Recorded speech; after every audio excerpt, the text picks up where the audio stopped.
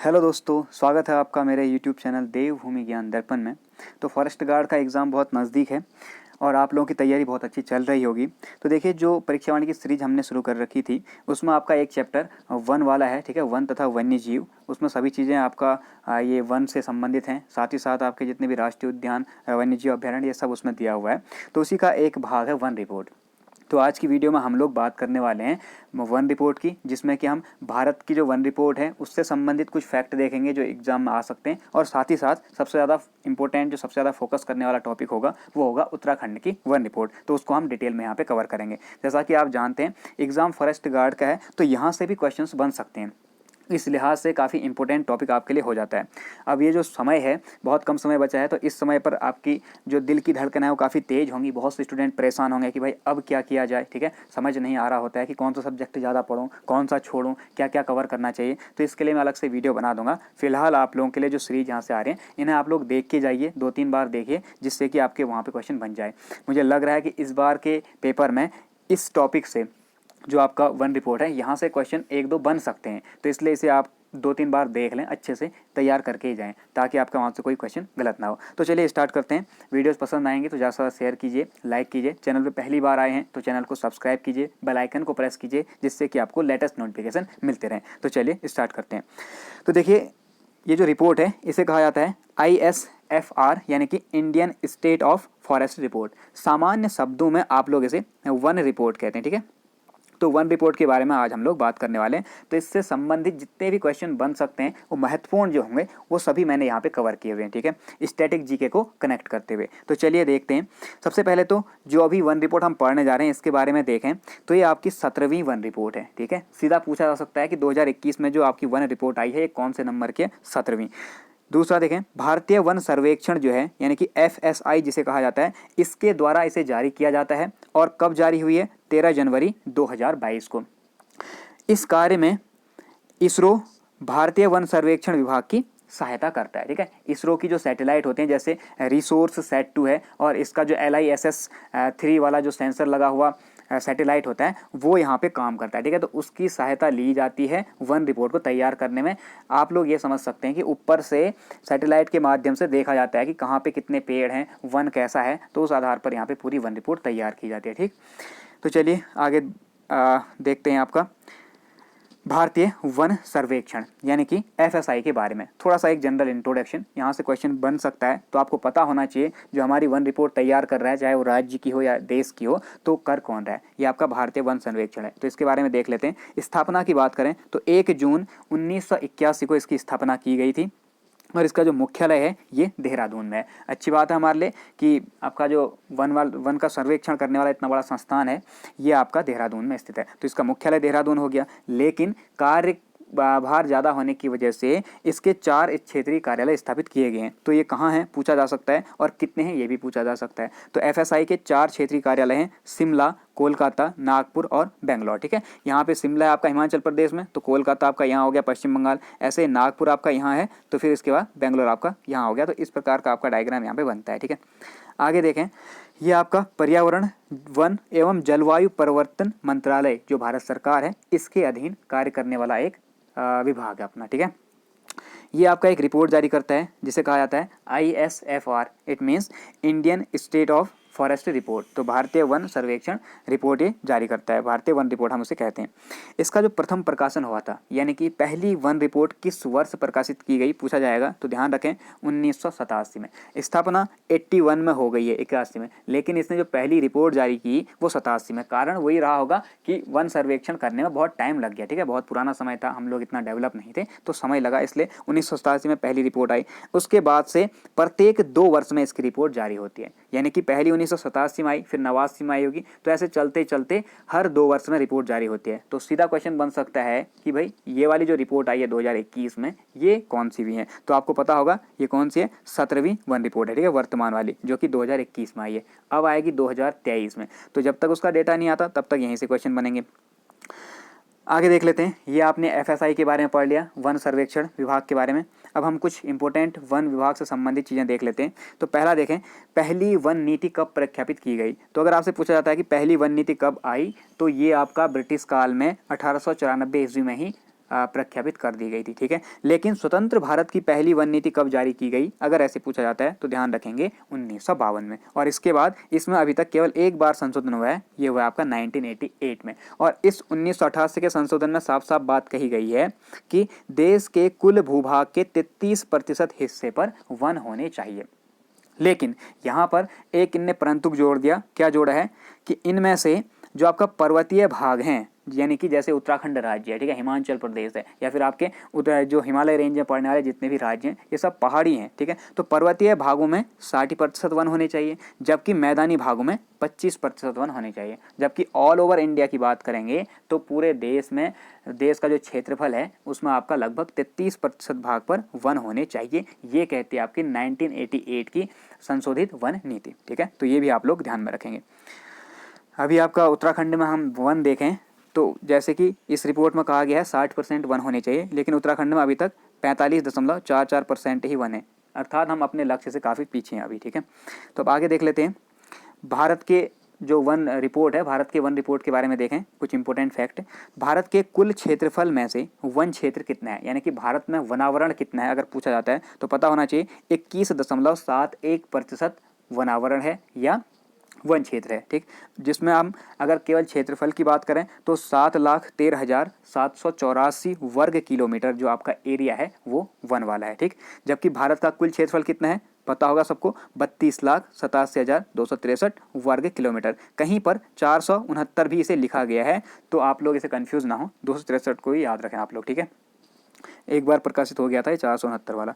तो इसमें से इस टोटल एरिया में से कितना 21.71% वन है, ठीक है। आगे देखें 16वीं वन रिपोर्ट जो आई थी यानी कि 2019 में, तो 16वीं वन रिपोर्ट की तुलना में कितनी वृद्धि हुई है 17वीं वन रिपोर्ट में 2021 में। तो 2 साल में कितनी वृद्धि हुई है 1540 वर्ग किलोमीटर की, अर्थात 0.6% की वृद्धि देखी गई है पिछले वर्ष की अपेक्षा। ये हम राष्ट्रीय वन रिपोर्ट की बात कर रहे हैं, भारत की वन रिपोर्ट, ठीक है। अभी हम उत्तराखंड में नहीं आए हैं, तो जो भारत से इंपॉर्टेंट फैक्ट पूछे जा सकते हैं वो मैं यहाँ पे कवर करने की कोशिश कर रहा हूँ। इन्हें आप अच्छे से देख लें, एग्जाम में यहाँ से क्वेश्चन बन सकता है।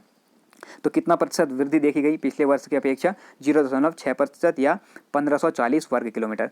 आगे देखें अगर हम भारत में क्षेत्रफल की दृष्टि से सर्वाधिक क्षेत्रफल वाले वनों को देखें, राज्यों को देखें, ठीक है, जिनमें सर्वाधिक वन क्षेत्रफल है, तो आप ध्यान रखें ये मैंने सीक्वेंस वाइज लिखे हुए हैं। सर्वाधिक वन मध्य प्रदेश में है, इसके बाद अरुणाचल प्रदेश, तीसरा छत्तीसगढ़ और चौथा ओडिशा। अब यहाँ से क्वेश्चन बना हुआ था आपका कि सर्वाधिक वन किस राज्य में है, और वहाँ पे आपका मध्य प्रदेश अरुणाचल प्रदेश दोनों ही ऑप्शन नहीं थे, छत्तीसगढ़ एक ऑप्शन था और एक दिया था आपका आंध्र प्रदेश, ये सब, ठीक है। तो बहुत से स्टूडेंट इसमें कंफ्यूज हुए थे। आप लोगों ने ध्यान रखना है इनका सीक्वेंस कि सर्वाधिक वन वाला जो राज्य है वन क्षेत्रफल वाला ये मध्य प्रदेश है, इसके बाद अरुणाचल प्रदेश और छत्तीसगढ़ उड़ीसा, ठीक है। आगे देखें प्रतिशत के अनुसार अगर हम देखें वनों को, तो प्रतिशत के अनुसार सर्वाधिक वन क्षेत्रफल वाले जो राज्य होंगे इनमें प्रथम स्थान आता है मिजोरम का, सर्वाधिक 1%, अर्थात मिजोरम का क्षेत्रफल अगर 100 है तो इसमें से आपका अधिकांश जो प्रतिशत होता होगा ये वन का होता होगा। जैसे आप लोग मान सकते हैं कि 80% इसमें वन है, तो हम इस राज्य के क्षेत्रफल में से वन का क्षेत्रफल कितना है इस आधार पर बताते हैं कि प्रतिशत के आधार पर सर्वाधिक वन कहाँ है, ठीक है। जबकि क्षेत्रफल के आधार पर देखेंगे तो हो सकता है मिजोरम का 100 है और इसमें से 80 वर्ग किलोमीटर पे वन है, जबकि आपका जैसे अरुणाचल प्रदेश है या फिर अभी हमने देखा मध्य प्रदेश का माना 300 वर्ग किलोमीटर था क्षेत्रफल और इसमें से आपका 100 पे वन थे।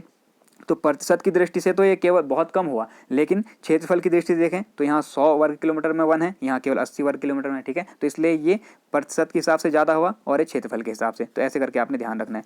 तो प्रतिशत पे देखें मिजोरम पहला है, दूसरा अरुणाचल, तीसरा मेघालय, चौथा मणिपुर। अरुणाचल प्रतिशत और क्षेत्रफल दोनों में ही दूसरे नंबर पर है, ये आप लोग ध्यान में रखेंगे। आगे देखें 16वीं वन रिपोर्ट की तुलना में वन क्षेत्रफल में सर्वाधिक वृद्धि कहाँ पाई गई है।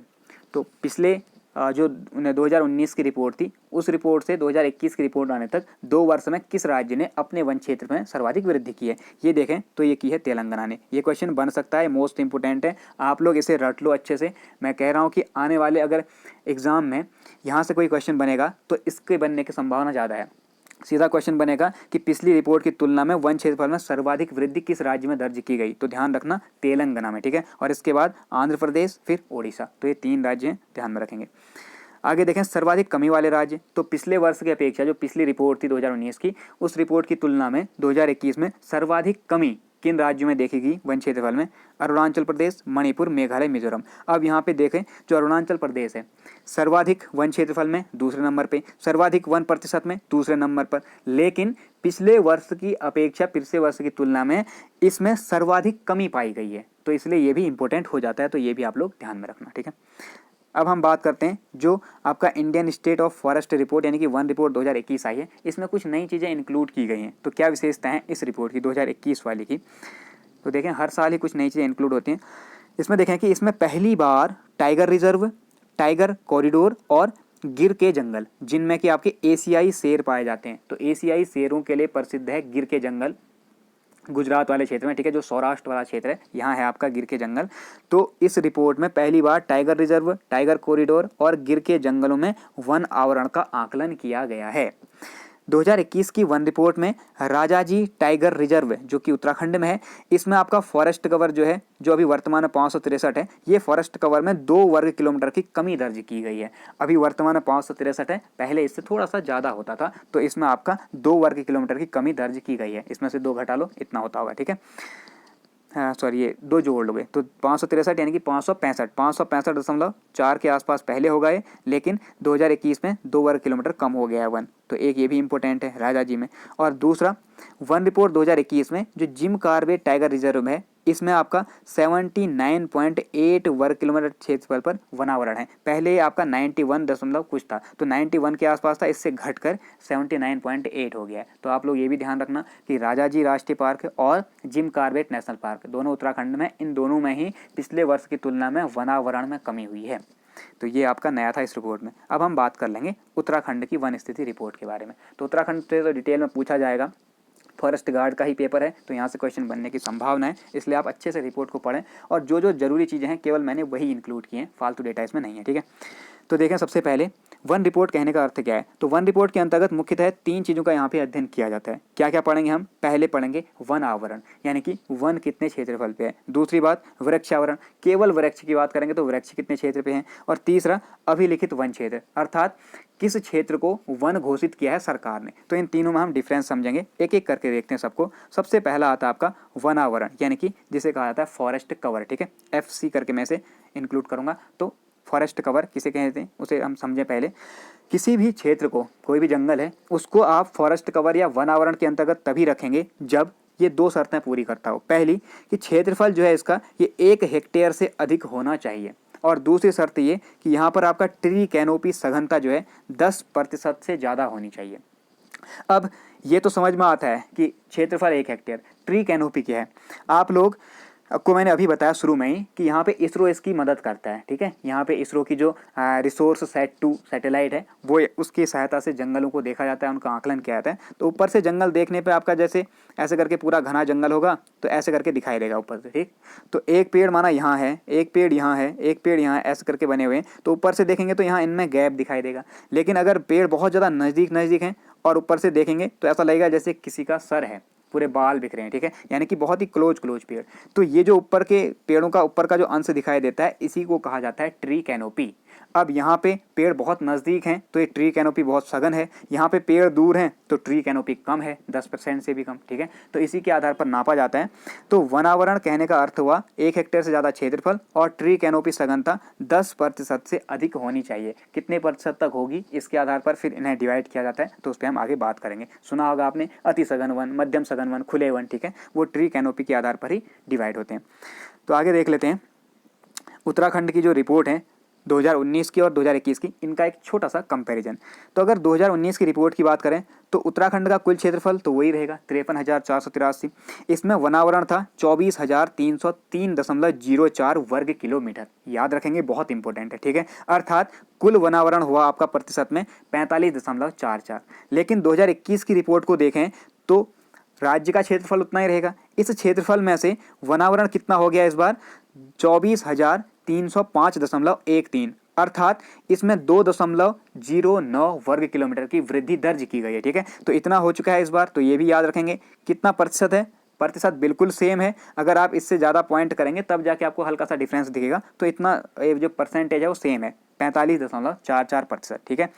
क्योंकि इस बार प्रतिशत में केवल कितनी वृद्धि हुई है, 0.003% की वृद्धि हुई है। तो इतना माइन्यूट डिफरेंस यहाँ पे आया है, इसीलिए परसेंटेज हमें सेम ही दिखाई दे रहा है। तो आप लोग क्या ध्यान रखेंगे, पहली बात तो आप लोग ये याद रखेंगे कि 2021 की वन रिपोर्ट में उत्तराखंड में वन क्षेत्रफल कितना है या वनावरण कितना है, 24,305.13 वर्ग किलोमीटर। दूसरा, 16वीं वन रिपोर्ट 2019 की जो थी उसकी तुलना में 17वीं वन रिपोर्ट में कितनी वृद्धि दर्ज की गई, क्षेत्रफल में पूछे तो 2.09 वर्ग किलोमीटर। वहां पे आपका ऑप्शन में 2.9 भी दिखाई देगा, तो कंफ्यूज नहीं होना है भैया, 2.90 भी दिखाई देगा और 2.09 भी, तो आप 2.09 यहाँ पे लगाएंगे। और साथ ही साथ आपसे पूछा जाता है कितने प्रतिशत की वृद्धि दर्ज की गई, तब आप लिखेंगे 0.003%, ठीक है। आगे देखें, अब सघनता के आधार पर अगर हम वनावरण को देखें, मैंने बोला कि वनावरण जो है इसमें 1 हेक्टेयर क्षेत्रफल, 1 हेक्टेयर से ज़्यादा, और ट्री कैनोपी 10% से अधिक। और ट्री कैनोपी कहने का मतलब पेड़ के ऊपर के जिन्हें टुक्के कहते हैं आप लोग, ठीक है, तो वो है ट्री कैनोपी। तो उस आधार पर, ट्री कैनोपी के आधार पर आपके जो वन है इन्हें 3 भागों में बांटा जाता है, अति सघन, मध्यम सघन और खुले वन। तो देख लेते हैं क्या क्या इनका क्राइटेरिया है। तो देखिए, सघनता के आधार पर वन 3 प्रकार के होंगे वनावरण। पहला है अति सघन। अति सघन कहने का अर्थ हुआ ट्री कैनोपी 70% या फिर उससे अधिक होगी। ऐसे वन जहां पर क्षेत्रफल आपका 1 हेक्टेयर से ज़्यादा है, पहली शर्त, और दूसरी शर्त ट्री कैनोपी 70% या फिर इससे ज़्यादा है, तो उसे कहेंगे हम अति सघन वन। और 17वीं वन रिपोर्ट के अनुसार उत्तराखंड में अति सघन वन कितने हैं, 9.45%। ये बहुत ज़्यादा इंपॉर्टेंट है, आप लोग याद रखेंगे एक एक चीज़ है, ठीक है, चाहे अति सघन है, चाहे मध्यम है, चाहे खुले, तीनों का परसेंटेज याद रखना है। 9.45% है अति सघन, यानी कि बहुत ज़्यादा नहीं है। और इनका क्षेत्रफल देखें तो 5,055 वर्ग किलोमीटर लगभग। ये नहीं पूछा जाएगा, आप परसेंटेज याद रखें, ठीक है। दूसरा है मध्यम सघन। किसी वन को, किसी वनावरण को मध्यम सघन वन कब कहेंगे, जब आपका क्षेत्रफल 1 हेक्टेयर से अधिक हो, ठीक है, एक क्राइटेरिया सेम रहेगा। लेकिन दूसरा क्या है, ट्री कैनोपी यहाँ पर 40 से 70 के बीच हो।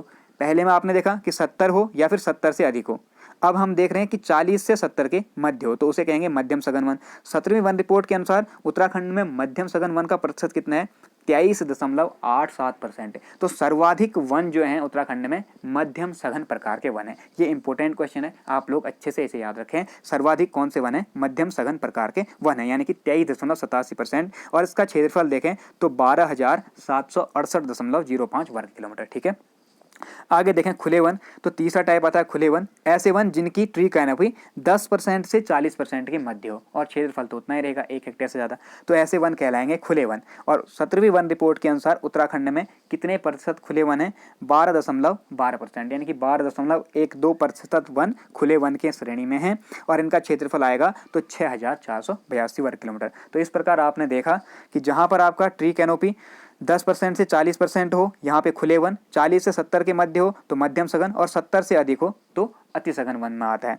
और इनमें अगर आप परसेंटेज की बात करें तो आपने देखा कि जो अति सघन वन है वो केवल 9.45% है, मध्यम सघन वन आपके 23.87% और खुले वन है 12.12%। तो सर्वाधिक वन कौन से हुए, मध्यम सघन वन। ये इंपॉर्टेंट है, याद रखेंगे। इसके बाद आता है आपका झाड़ियाँ। तो झाड़ियों से भी कुछ इंपॉर्टेंट फैक्ट यहाँ पे बन जाते हैं आपके कभी कभी, तो इसे देख लेते हैं। उत्तराखंड के कितने क्षेत्रफल पर झाड़ियाँ हैं, ये आपका 392.37 वर्ग किलोमीटर क्षेत्रफल पे झाड़ियाँ एग्जिस्ट कर रही हैं। झाड़ियाँ कहने का मतलब छोटे पेड़ होंगे और थोड़ी बहुत झाड़ियाँ होंगी, ठीक है। इसमें आपका परसेंटेज से ज़्यादा क्वेश्चन बनता है, तो आप लोग ध्यान रखें कितने प्रतिशत भाग पर झाड़ियाँ हैं, 0.73%, ठीक। सर्वाधिक झाड़ियाँ किस जनपद में है, ये इंपॉर्टेंट क्वेश्चन है, बन सकता है। तो सर्वाधिक झाड़ियाँ टिहरी जनपद में और सबसे कम झाड़ियाँ कहाँ हैं, बागेश्वर में, ठीक है। तो बागेश्वर में सबसे कम, टिहरी में सबसे ज़्यादा। और क्षेत्रफल कितना झाड़ियों का, 392.37 वर्ग किलोमीटर, यानी कि 0.73 वर्ग किलोमीटर, ठीक है, सॉरी 73%। आगे देखें, सर्वाधिक वनावरण किस वृक्ष का है, तो सर्वाधिक क्षेत्रफल पर पाया जाने वाला जो वृक्ष है यह आपका चीड़ वृक्ष, और इसका कितना प्रतिशत भाग पे पाया जा रहा है, 27.52%। कुल वनावरण के 27.52% भाग पर आपका चीड़ वृक्ष ही पाया जा रहा है। तो ये क्वेश्चन पहले बना हुआ है, सर्वाधिक कौन सा वृक्ष है, तो चीड़, ठीक है। अब दूसरी चीज़ देखते हैं, वृक्षावरण। हमने 3 चीज़ें बात की थी, वनावरण देखेंगे, वृक्षावरण देखेंगे और रिकॉर्डेड फॉरेस्ट एरिया देखेंगे, अभिलिखित वन क्षेत्र। तो दूसरा आ गया वृक्षावरण। तो वृक्षावरण से पता चल रहा है कि वृक्ष का आवरण, केवल इसमें बात होगी वृक्ष की, यानी ट्री कैनोपी यहाँ पे कोई मैटर नहीं करती है। तो देखिए, किसी क्षेत्र को वृक्षावरण घोषित करने के लिए दो शर्तें हैं। पहला तो क्या कि वह क्षेत्र आपका ऐसा क्षेत्र हो जिसमें वृक्ष 1 हेक्टेयर से कम क्षेत्रफल पर फैले हों, जबकि हमने देखा था वनावरण किसे कहेंगे, जहाँ 1 हेक्टेयर से ज़्यादा भाग पर वन हो, यानी कि वृक्ष हो वहाँ पर, और वृक्ष बहुत ज़्यादा सघन हो, नज़दीक नज़दीक हो, जिससे कि ट्री कैनोपी काफ़ी ज़्यादा हो जाए, ठीक है, तो उसे हम वनावरण कहते हैं। लेकिन 1 हेक्टेयर से कम क्षेत्रफल है और उस पर वृक्ष हैं तो उसे हम कहेंगे वृक्षावरण। और ये जो वृक्षावरण वाला क्षेत्र है उस क्षेत्र को कहा जाएगा जो अभिलिखित वन क्षेत्र यानी कि रिकॉर्डेड फॉरेस्ट एरिया से बाहर का क्षेत्र हो, ठीक है। तो इसको आपने समझना है, ये इसकी परिभाषा कभी नहीं पूछी जाएगी, बस आप लोग इसका डेटा देख लें। तो अगर हम कंपैरिजन करें 2019 और 21 की रिपोर्ट की, तो आप देखेंगे 2019 में जो वृक्षावरण था ये था 841 वर्ग किलोमीटर, जो कि बढ़ के हो गया कितना, 1001 वर्ग किलोमीटर, अर्थात कितने की वृद्धि हुई, 160 वर्ग किलोमीटर की। दोनों को आप कंपैरिजन करके करते रहें। अगर आप इसे अच्छे से याद करना चाहते हैं तो केवल टेबल बनाएं और टेबल को देखते जाएं, उतने से काम बन जाएगा, ठीक है। आगे परसेंट की बात करें तो 2019 में 1.53% भाग पर आपका वृक्षावरण था, जबकि 2021 में 1.87% भाग पर है। यहाँ से क्वेश्चन बन सकता है, तो कितना प्रतिशत की वृद्धि हुई, 0.29% की वृद्धि हुई, जबकि क्षेत्रफल में कितनी वृद्धि हुई है, 160 वर्ग किलोमीटर, ठीक है। अब यहाँ से क्वेश्चन किस प्रकार बनता है, देखें, आपसे या तो पूछा जाएगा कि 17वीं वन रिपोर्ट 2021 के अनुसार उत्तराखंड में वनावरण कितना है, तो आप लोग या तो सीधा कहेंगे कितना है भैया, 45.44% वन है, ये वनावरण हो गया। लेकिन आपसे पूछा जाता है कि कुल वन कितने हैं, जिसमें आपका वनावरण और वृक्षावरण दोनों ही इंक्लूड होंगे, तब आप क्या करेंगे, 45.44% प्लस 1.87% अभी आपका बड़ा है ये वृक्षावरण, यहाँ पे आपको दिखाई दे रहा होगा, ठीक है, 1.87%, इन दोनों को ऐड कर देंगे तो कितना बनेगा, 47.32%। ऐसा क्वेश्चन बन चुका है, ठीक है, लोअर पीसीएस में आया हुआ था इस प्रकार का क्वेश्चन। तो आप लोग ध्यान रखें, अगर आपसे पूछा जाता है कुल वन कितने हैं या वनावरण प्लस वृक्षावरण जो है इसका कितना एरिया है, तो ध्यान रखेंगे 25,306.13 वर्ग किलोमीटर या 47.32%, ठीक है। अब यहाँ से स्टूडेंट कंफ्यूज होते हैं, जब ऐसे ऑप्शन आ जाएंगे तो आप लोग ढूंढ रहे होंगे 24,305 वर्ग किलोमीटर वाले को, ठीक है, लेकिन ये आपका ऑप्शन में दिखाई नहीं देगा, तो आपको लगता है कि गलत आ गया, बट ऐसा नहीं है। हमेशा यहाँ पे क्वेश्चन कुछ भी पूछा गया हो, अगर आपको एरिया ज़्यादा दिखाई दे रहा है इससे, यानी कि 25,000 के आसपास दिखाई दे रहा है, तो समझ लेना कि इन दोनों का मिक्सचर पूछ रहा है, तब आप जाएंगे 25,306.13 वर्ग किलोमीटर के साथ, ठीक है। अब देखते हैं तीसरा टाइप, अभिलिखित वन क्षेत्र यानी कि रिकॉर्डेड फॉरेस्ट एरिया, RFA किसे कहते हैं, ऐसा क्षेत्र जिसे सरकार ने वन क्षेत्र घोषित कर दिया है, भले ही उस क्षेत्र पर वन हो या न हो, तो ऐसा क्षेत्र अभिलिखित वन क्षेत्र कहलाता है, ठीक है। भले वहाँ पे सूखे नंगे पहाड़ हों, लेकिन अगर गवर्नमेंट ने कह रखा है कि भैया ये आपका वन क्षेत्र है, यानी कि जंगलात की भूमि है, तो फिर वो वन क्षेत्र है, तो उसी को कहा जाएगा आपका रिकॉर्डेड फॉरेस्ट एरिया। इसे केवल फॉरेस्ट एरिया के नाम से भी जाना जाता है, ठीक है। और तीसरी बात, ये आपका वन विभाग के अंतर्गत आने वाला संपूर्ण क्षेत्र है। तो वन विभाग या जंगलात के अंतर्गत जो भी क्षेत्र आता है, चाहे उस पर कोई सड़क बनी हो, चाहे पहाड़ हो, नंगे पहाड़ हो या पेड़ हो, वन हो, कुछ भी है, वो सब रिकॉर्डेड फॉरेस्ट एरिया में आता है, ठीक है। अब देख लेते हैं 17वीं वन रिपोर्ट के अनुसार उत्तराखंड में रिकॉर्डेड फॉरेस्ट एरिया कितना है, तो ये आपका 38,000 किलोमीटर यानी कि 38,000 वर्ग किलोमीटर है, जबकि परसेंटेज की बात करें तो 71.05%, ठीक है। तो इस हिसाब से तो जो हमारा 60% पे वन होना चाहिए था वो कंप्लीट हो जाता है, लेकिन एक्चुअल वन नहीं है ना ये, यहाँ पे तो आपकी सड़कें भी होंगी, कोई पोखर भी होंगे, ठीक है, या फिर आपका सूखे नंगे पहाड़ भी होंगे, वो सब जंगलात की भूमि है, तो इसीलिए ऐसा नहीं माना जाता कि ये आपका वास्तविक जंगल है, ठीक है। तो यहाँ पे केवल रिकॉर्डेड फॉरेस्ट एरिया है, तो ध्यान रखेंगे कितना परसेंट है, 71.05% है। जो रिकॉर्डेड फॉरेस्ट एरिया है, इस रिकॉर्डेड फॉरेस्ट एरिया को नियंत्रित करने के लिए, इस पर अपना प्रशासन चलाने के लिए गवर्नमेंट ने इसका डिवीजन किया हुआ है, ठीक है, अलग अलग विभागों को दिया हुआ है, अलग अलग तरीके से अलग अलग कैटेगरी में इनको रखा गया है। तो इसको देख लेते हैं एक बार। तो जो आपका रिकॉर्डेड फॉरेस्ट एरिया है, इसके अंतर्गत वनों को 3 भागों में मुख्यतः वर्गीकृत किया गया है। तो पहला आता है आपका आरक्षित वन, दूसरे आते हैं संरक्षित वन और तीसरे आते हैं अवर्गीकृत वन। आरक्षित वन क्या है, रिजर्व फॉरेस्ट, ऐसे वन जहाँ पर आपका एक तरीके से आप कह सकते हैं कि आवाजाही जो है एक तरीके से नहीं की जाती है, ठीक है। पॉपुलेशन को वहाँ पर जाने की अनुमति नहीं होती है, जैसे आपका राष्ट्रीय पार्क टाइप की चीज़ें हैं तो आरक्षित वन हो जाएंगे। तो उन्हें आप लोग जो गवर्नमेंट है बचाने का प्रयास कर रही है, वहाँ पे जो वन्य जीव है उनको बचाने का प्रयास किया जा रहा है, तो उन्हें आरक्षित वन कहेंगे। ये 70% भाग में लगभग ये डेटा है, ठीक है, एग्जैक्ट नहीं है, आप लोग सर्च कर लें। संरक्षित वन ऐसे वन जो आपका विलुप्त हो रहे हैं या फिर जहाँ पे आपका बहुत ही सेंसिटिव ऑर्गेनिज्म रहते हैं, जो प्रजातियाँ रहती हैं जीव जंतुओं की, तो उनको कहा जाता है आपका संरक्षित वन। इसमें तो आवाजाही बिल्कुल ही बंद होती है, ठीक है। और अवर्गीकृत वन जिन्हें क्लासिफाई नहीं किया गया है, ठीक है, जिन्हें किसी कैटेगरी में नहीं रखा है, तो बचा हुआ क्षेत्र अवर्गीकृत वन के अंतर्गत आता है। तो 3 पार्ट तो आपके ये हो गए। दूसरा, प्रबंधन के अनुसार या फिर आप कह सकते हैं कि कैसे यहाँ पे शासन चलाया जाए, इस आधार पे अपने काम को हल्का करने के लिए वन विभाग ने वन क्षेत्र को 4 भागों में बांटा है, 4 अलग अलग संस्थाओं को दिया है उसका नियंत्रण। तो ये कौन कौन से हैं? वन विभाग के अधीन, राजस्व विभाग के अधीन, वन पंचायतों के अधीन और निजी वन, ठीक है। तो वन विभाग के अधीन कितना प्रतिशत क्षेत्र आता है? 70.46%, यानी कि 70.46%। राजस्व विभाग के अंदर आता है आपका 13.76%, यानी कि 13.76%। वन पंचायत के अधीन 15.32% और निजी वन आते हैं आपके 0.46%। तो आपका ये परीक्षा वाणी का ही डेटा है, तो आप लोग उसमें इसको चेक कर सकते हैं, ठीक है। तो ये आपका रिकॉर्डेड फॉरेस्ट एरिया जो वन विभाग के अधीन आता है, उसने केवल प्रशासन को सुगम बनाने के लिए ये डिवीजन किया हुआ है, ठीक है। तो यहाँ से भी क्वेश्चन बनते हैं, इसे भी आप नोट कर लें। अब हम बात कर लेते हैं वन पंचायतों की, जो कि उत्तराखंड की एक विशेषता है। उत्तराखंड का जो कैरेक्टरिस्टिक फीचर है जंगलात को लेके, वो है वन पंचायतें। क्या अर्थ हुआ? देखो, उत्तराखंड एकमात्र ऐसा राज्य है जहाँ पर वन पंचायतों की व्यवस्था की गई है या वन पंचायतों का गठन किया गया है। तो उत्तराखंड ही केवल एकमात्र ऐसा राज्य है, इसलिए हम कह सकते हैं कि वन पंचायतों का गठन उत्तराखंड की एक विशेषता है, ठीक।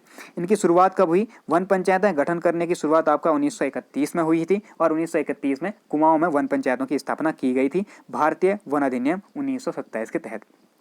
इसके अगले वर्ष 1932 में फिर चमोली में भी वन पंचायतों की स्थापना की गई और इसके बाद लगातार वन पंचायतों की स्थापना होती चली गई। तो इस प्रकार अगर हम देखें तो वर्तमान में आपका वन पंचायतों की जो संख्या है वो लगभग 12,168 है। इसमें थोड़ा सा कन्फ्यूजन है, कुछ बुक्स ने 12,167 दी हुई है, कुछ ने 168 दी है, ठीक है। तो आप लोग एक बार इसको क्रॉस चेक कर लें और कमेंट करके भी बता दें कितनी है एक्चुअल। तो आप लोग इतना याद रखें, 12,167 या 68 के आसपास है, ठीक है। अब वन रिपोर्ट से संबंधित कुछ महत्वपूर्ण तथ्य देख लेते हैं, जहाँ से आपका सर्वाधिक क्वेश्चन बनते हैं। मैं कहूँगा जो अभी तक आपने वीडियो देखी ये तो आपने जानना ही चाहिए, यहाँ से क्वेश्चन बन सकते हैं, लेकिन सर्वाधिक जो संभावना है वो इस वाले सेक्शन से, जो कि मैंने अन्य महत्वपूर्ण तथ्य में इंक्लूड किया है। तो आप भले ही पूरी वीडियो को ना देखें या पूरी वीडियो का रिवीजन ना करें, तो इस पार्ट का आप लोग रिवीजन जरूर करके जाएं, क्योंकि एग्जाम की दृष्टि से यही सबसे महत्वपूर्ण है, ठीक है। तो देखिए वन रिपोर्ट के महत्वपूर्ण फैक्ट जो कि उत्तराखंड से संबंधित है। पहला क्वेश्चन, सर्वाधिक वन क्षेत्रफल वाले जनपद घटते क्रम में, ठीक है। तो सर्वाधिक वन क्षेत्रफल वाला जनपद कौन सा है पूछा जाएगा, ध्यान रखना है, पौड़ी गढ़वाल। पौड़ी गढ़वाल ऐसा जनपद है जिस पर सबसे ज्यादा क्षेत्रफल पे वन आवरण पाया जाता है। कितना? 3396, यानी कि 3396.71 वर्ग किलोमीटर क्षेत्रफल जो पौड़ी का है वो आपका वनों से ढका हुआ है, ठीक है। दूसरे नंबर पे आता है नैनीताल, तीसरे पे आता है आपका उत्तरकाशी और चौथे पे आता है चमोली। तो इनका क्षेत्रफल नहीं याद रखना है आपने, ये आपके लिए बहुत ज़्यादा इंपॉर्टेंट नहीं है, केवल सीक्वेंस याद रखें। बट पौड़ी का सर्वाधिक क्षेत्रफल वनावरण वाला है तो इसलिए इसको याद रखना जरूरी है, ठीक है। 3396 यानी कि 3396 वर्ग किलोमीटर। दूसरा यहाँ पे क्वेश्चन देखें, सीधा क्वेश्चन बन सकता है, न्यूनतम वन क्षेत्रफल वाले जनपद कौन से हैं? बढ़ते क्रम में अरेंज करो या फिर सबसे कम वन क्षेत्रफल की जनपद में। तो ये होगा आपका उधम सिंह नगर। कितना है? केवल 428.08, जबकि सर्वाधिक पौड़ी में कितना था? 3396, ठीक है। तो इतना तो आप लोग याद कर लीजिए भैया। और इसके बाद हरिद्वार, रुद्रप्रयाग, चंपावत, ठीक है। इसके लिए ट्रिक हो सकती है, तो आप लोग कोई ट्रिक सोच लेना, मैंने कोई ट्रिक बनाई नहीं है, तो आप लोग ऐसे ही याद करें। न्यूनतम क्षेत्रफल वाले उधम सिंह नगर, हरिद्वार, ये दोनों शहरी जनपद हैं। यहाँ पर आपका बहुत ज़्यादा इंडस्ट्रियल डेवलपमेंट हो रहा है, यहाँ पर आपका रहने की बहुत अच्छी सुविधाएं हैं, तो इसलिए जनसंख्या भी ज़्यादा है, तो वनों का ह्रास ज़्यादा हुआ है। तो इसलिए सर्वाधिक जो सबसे कम वन है वो इन्हीं जनपदों में, जबकि सर्वाधिक वन आपको देख लिया कि आपने कहाँ है, सर्वाधिक वन पौड़ी गढ़वाल में, ठीक है। आगे देखें, ये तो क्षेत्रफल के हिसाब से था। अब आपसे पूछा जाता है सर्वाधिक वन प्रतिशत के हिसाब से, अर्थात जिले के क्षेत्रफल में से सर्वाधिक किस जिले में आपके वन पाए जा रहे हैं, ठीक है। टोटल क्षेत्रफल अगर 100 है किसी जिले का, तो इसमें आपका 80% भाग पे या 90% भाग पे किसी में वन पाए जा रहे हैं, किसी पे आपके 40% पे पाए जा रहे हैं। तो इस आधार पे किस जिले में ज़्यादा हैं देखें तो प्रतिशत के आधार पर सर्वाधिक वन वाले जो जिले हैं ये हैं नैनीताल, चंपावत, पौड़ी और रुद्रप्रयाग। सर्वाधिक प्रतिशत नैनीताल में कितना 71.62% है, ठीक है। फिर दूसरा आता है चंपावत, तीसरा पौड़ी गढ़वाल और चौथा रुद्रप्रयाग। इसको अच्छे से याद रखें, यहाँ से बहुत ज़्यादा संभावना है क्वेश्चन बनने की। आगे देखें न्यूनतम 1% वाले जनपद, तो यहाँ भी वही है आपका सबसे कम वन उधम सिंह नगर में है, तो यहाँ परसेंट में भी सबसे कम उधम सिंह नगर ही है, 16.84% ही यहाँ पे वन पाए गए हैं, ठीक है, उधम सिंह नगर में। फिर आता है हरिद्वार, पिथौरागढ़ और चमोली, तो इसको भी आप लोग याद रखेंगे। नेक्स्ट क्वेश्चन अब बनेगा यहाँ से कि पिछली रिपोर्ट जो कि 2019 में आई थी 16वीं रिपोर्ट, उसकी तुलना में 17वीं वन रिपोर्ट अर्थात 2021 की वन रिपोर्ट में वन क्षेत्रफल में सर्वाधिक वृद्धि किन जनपदों में दर्ज की गई है। यहाँ से आपका डेटा बहुत इंपॉर्टेंट है, पूछा जाएगा, इसलिए मैंने कितना परसेंट वृद्धि हुई, कितना वर्ग किलोमीटर बढ़ा, वो भी आपका लिखा हुआ है। तो देखें सर्वाधिक प्रतिशत जहाँ पर है वही जनपद यहाँ पे आता है नैनीताल। तो नैनीताल में ही आपका पिछले वन रिपोर्ट की तुलना में इस रिपोर्ट में ज़्यादा वृद्धि देखी गई है, ठीक है। कितनी वृद्धि हुई है 2.93 वर्ग किलोमीटर की वृद्धि देखी गई। दूसरा है देहरादून, यहाँ पे 2.89 वर्ग किलोमीटर। तीसरा है पौड़ी गढ़वाल जहाँ पर 1.72 वर्ग किलोमीटर की वृद्धि देखी गई। तो ये तीन तो आप लोगों ने अच्छे से याद रखने हैं, ठीक है। बाकी आप लोग अगर देखना चाहते हैं तो मैं लिस्ट जो है वन रिपोर्ट की वो आपका टेलीग्राम ग्रुप पे डाल दूंगा। टेलीग्राम का लिंक भी आपको वीडियो के डिस्क्रिप्शन में मिल जाएगा, आप टेलीग्राम को ज्वाइन करें, वहाँ पर आपको इनसे रिलेटेड PDF जो है इंपोर्टेंट वो मिल जाती हैं, ठीक है। आगे देखें पिछली रिपोर्ट की तुलना में वन क्षेत्र में न्यूनतम वृद्धि वाले, सर्वाधिक वृद्धि हमने देख ली, न्यूनतम वृद्धि वाले देखें तो उधम सिंह नगर। अब देखें आपका चाहे आप कहें सबसे कम वन क्षेत्रफल, आप कहें सबसे कम वन प्रतिशत, और आप देखें न्यूनतम वृद्धि वाले, तीनों में उधम सिंह नगर ही टॉप पे है। तो उधम सिंह नगर में कितनी वृद्धि देखी गई, ऋणात्मक वृद्धि देखी गई 3.71% की, यानी कि यहाँ पे वृद्धि माइनस में रही, ठीक है। हरिद्वार में -1.31 और चंपावत में 0.13 वर्ग किलोमीटर की वृद्धि यहाँ पे देखी गई है। अर्थात इसका अर्थ क्या हुआ, वन क्षेत्रफल बढ़ा नहीं है, वन क्षेत्रफल घट गया है, ठीक है। आगे देखते हैं वर्ष 2019 से 2021 तक अर्थात पिछली से इस रिपोर्ट में वन क्षेत्रफल में ऋणात्मक वृद्धि किन किन जनपदों में रही। अभी हमने देखा ना ऋणात्मक वृद्धि भी आपका ये हरिद्वार में, ठीक है, उधम सिंह नगर में, इन दोनों में आपका ऋणात्मक वृद्धि देखी गई है। बाकी चंपावत में तो कम है लेकिन ऋणात्मक नहीं है। तो इनके अलावा कौन कौन से जनपद टोटल हैं जिनमें वृद्धि देखी गई ऋणात्मक, तो बागेश्वर है, चंपावत है, उधम सिंह नगर है, हरिद्वार है, टिहरी है। इनमें पिछले दशक की अपेक्षा आपका वृद्धि ना होकर कमी हुई है, ठीक है, वन क्षेत्रफल में। तो ये ऐसे जनपद हैं, तो इतना आप लोगों ने ध्यान में रखना है। कितने हैं पूछा जाएगा तो 1 2 3 4 5 5 जनपद ऐसे हैं जिनमें पिछले वर्ष की अपेक्षा वन रिपोर्ट में जो वन क्षेत्रफल है इसमें ऋणात्मक वृद्धि देखी गई है। आगे देखें सर्वाधिक अतिसघन वन, तो सर्वाधिक अतिसघन वन है आपके नैनीताल में, जबकि सबसे कम अतिसघन वन है हरिद्वार में। सर्वाधिक मध्यम सघन वन पौड़ी गढ़वाल, सबसे कम मध्यम सघन वन उधम सिंह नगर। सर्वाधिक खुले वन पौड़ी गढ़वाल, सबसे कम खुले वन उधम सिंह नगर। तो खुले वन और मध्यम सघन इन दोनों में ही कम में उधम सिंह नगर है और ज़्यादा में पौड़ी गढ़वाल। जबकि अति सघन वन की बात करें तो इसमें दोनों का ही डेटा चेंज हो जाता है। अति सघन वन सर्वाधिक नैनीताल में और सबसे कम हरिद्वार में, ठीक है। यानी कि आप लोग सर्वाधिक अति सघन की बात करेंगे, अति सघन में आता आपका NH, ठीक है। आगे देखें समुद्र तल से ऊंचाई के बढ़ते क्रम में सर्वाधिक वन क्षेत्रफल। यहाँ से क्वेश्चन बना हुआ है कि किस ऊंचाई पर सर्वाधिक वन पाए जाते हैं। परीक्षा वाणी का जो डेटा है, बहुत से स्टूडेंट कमेंट करते हैं कि भाई परीक्षा वाणी में तो आपका 900 से 1800 मीटर, 1800 से 3600, 3600 से 5200 ऐसे दिया हुआ है। तो जो वन रिपोर्ट आई थी भैया, उस वन रिपोर्ट में इसे चेंज कर दिया गया है। अब जो आपका एल्टीट्यूड दिया गया है वो इस तरीके से दिया गया है, ठीक है। 0 से 500 मीटर, 500 से 1000, 1000 से 2000, 2000 से 2500, इस तरीके से दिया है। तो आप लोग इसी को याद रखें। सर्वाधिक जो वन पाए जाते हैं वो 1000 से 2000 मीटर की ऊंचाई पर पाए गए हैं। और कितना वन पाए जाते हैं, 1049 वर्ग किलोमीटर के आसपास यहाँ पे वन है, ठीक है। तो लगभग अगर हम परसेंटेज में देखें तो 41 पॉइंट समथिंग परसेंटेज ये शायद था, एक बार आप लोग चेक कर लें। आगे देखें न्यूनतम क्षेत्रफल, तो सबसे कम वन कहाँ पे पाए जाते हैं, किस ऊंचाई पे, 4000 मीटर से ऊपर। यहाँ पे इस ऊंचाई पर आपका न्यूनतम क्षेत्रफल पे वन पाए जाते हैं। अर्थात यहाँ पे वनों की जो आप लोग अगर एरिया देखेंगे या डेंसिटी देखेंगे वो बिल्कुल ख़त्म है। यहाँ पे केवल आपका जो आपका काई है, लाइकेन है, इस टाइप की चीज़ें पाई जाएंगी और उसके ऊपर से सीधे बर्फ आएगी आपकी, ठीक है। तो ये 4000 मीटर से ऊपर बहुत कम वन क्षेत्रफल पाया जाता है। एक इम्पोर्टेंट बच गया इसमें, राज्य के नदी बेसिनों के कुल क्षेत्रफल में वनों का प्रतिशत। तो नदी बेसिन कहने का अर्थ है जहाँ से नदी आपका जल ग्रहण करती है, यानी कि नदी के दोनों साइड की घाटियाँ एक तरीके से आप मान लें। तो उन क्षेत्र में आपका कौन से नदी घाटी के क्षेत्र हैं जहाँ पे सर्वाधिक वन है, कौन से हैं जहाँ पे कम है। तो अगर हम देखें तो इसके लिए एक ट्रिक याद रखें आप लोग। क्या ट्रिक याद रखेंगे? टोको यमुना काली बेसिन 1% में, ठीक है, टोको यमुना काली बेसिन 1% में, टोको यमुना काली बेसिन 1% में, हमने ऐसे ही याद किया हुआ है अपने टाइम पे। तो टोको यमुना काली बेसिन 1% में, ये हमेशा ही इनका परसेंटेज ऐसे ही रहता है। तो सबसे ज़्यादा टोको से आएगा टोंस, कोसी, फिर यमुना, काली। तो टोंस में तो आपका सर्वाधिक वन क्षेत्रफल पाया जाता है टोंस नदी घाटी या फिर टोंस बेसिन में, कितना? 76.6%। फिर आता है आपका कोसी, फिर यमुना और इसके बाद काली बेसिन, ठीक है। आगे देखें, एक इसमें इंक्लूड किया था ट्री आउटसाइड फॉरेस्ट।